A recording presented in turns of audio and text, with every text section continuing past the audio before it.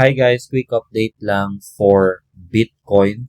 109,300, I think very important level to for Bitcoin sa short term in technical perspective. So recently, very aggressive yung naging rally ng price. And then right now, nagkakaroon tayo ng slight retracement, right? So kung papapansin nyo, parang nagpo-form siya ng bull flag, which is a sign of continuation.